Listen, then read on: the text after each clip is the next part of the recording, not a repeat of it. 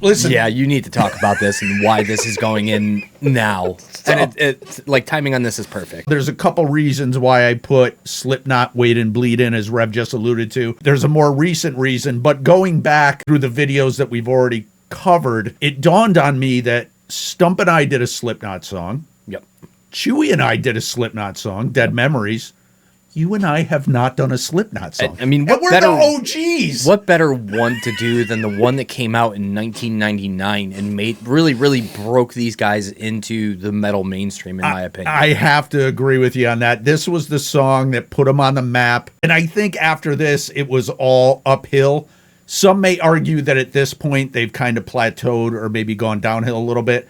But listen, from 1999 until like 2010, 2015, fucking huge band, right? Massive, dude. And as it turns out, they just announced recently that they're doing a 25-year tour. As Rev said, this came out June 12th, 1999. That makes self-titled 25 almost exactly fucking years almost old. exactly 25 to the day old. Almost. It's just absolutely ridiculous.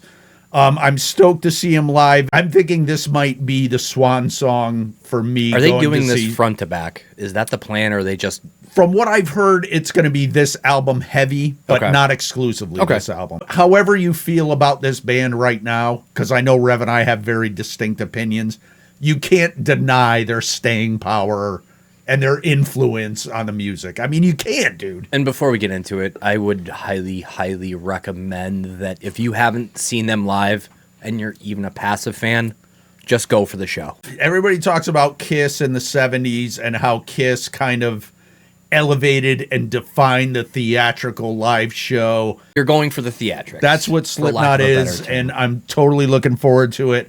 So in the meantime, let's go back to 1999.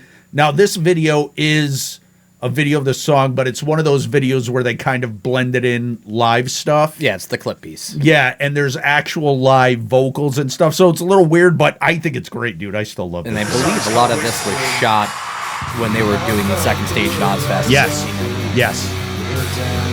So dumb. Oh, Chris Fenn. He's not in the band anymore. Nope.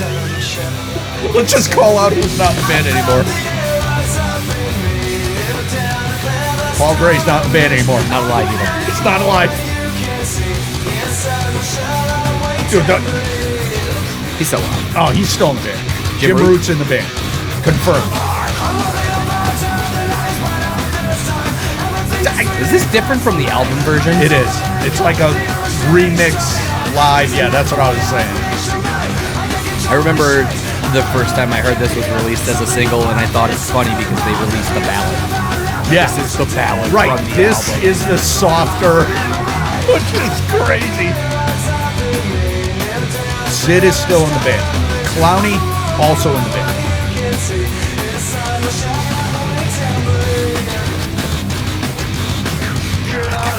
Joey Jordanson, not the band, not alive. Mick, not in the band. Or not Mick, the spiky head guy. Yeah, I always forget his name. It's not Chris Fenn, it's not Sid. They don't come to me. But I love this video because this is what you get at the show. This, even 25 years later. Except the stage is significantly much bigger stage, a lot more props and shit, but the energy of the band, the crowd, it's manic, dude. Oh, there you go. The other thing I want to point out is that you'll notice they're all wearing black jumpsuits in the dead of summer. That takes a certain level of commitment, right? Yes, it does. Jesus. Love the songs, though. Unbelievable, dude.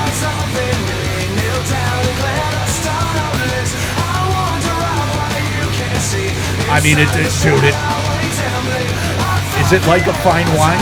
It is. It marinates just very well. It might be, dude. I hate to use It might be vinegar for some people, but not me. No. Look at the crowds at the second stage. Remember those days? Fuck, dude. Just unbelievable. Clowney's passed out. Keep stroking. Clowney needs to hydrate.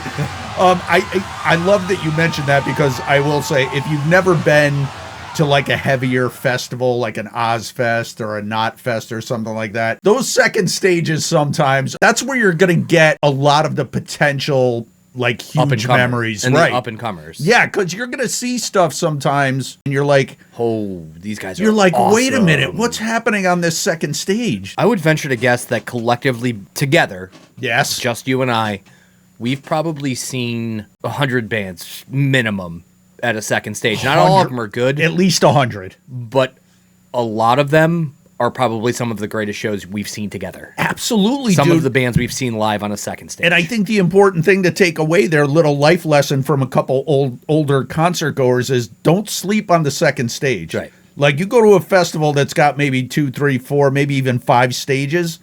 Spend some time on those other the stages. lesser knowns, man. Yeah, because you know And what odds you're are- going to get on stage 1, right? And odds are they're going to appreciate it a hell of a lot more. Absolutely. But having said that, listen, like we said, Slipknot, they've been doing it forever. However you feel about them right now, you got to give credit where credit is due. I'm very excited to go see them, and I feel like this might be my swan song with Slipknot live. Yes. Right? And that's okay. Let's just wrap it up with... Don't be sad because it's over. No. Be happy because it happened. Because it happened. Slipknot does not need your money, but if you want to hit them up, it's down there. And then like and subscribe us while you're at it, do please. that, Thanks. too.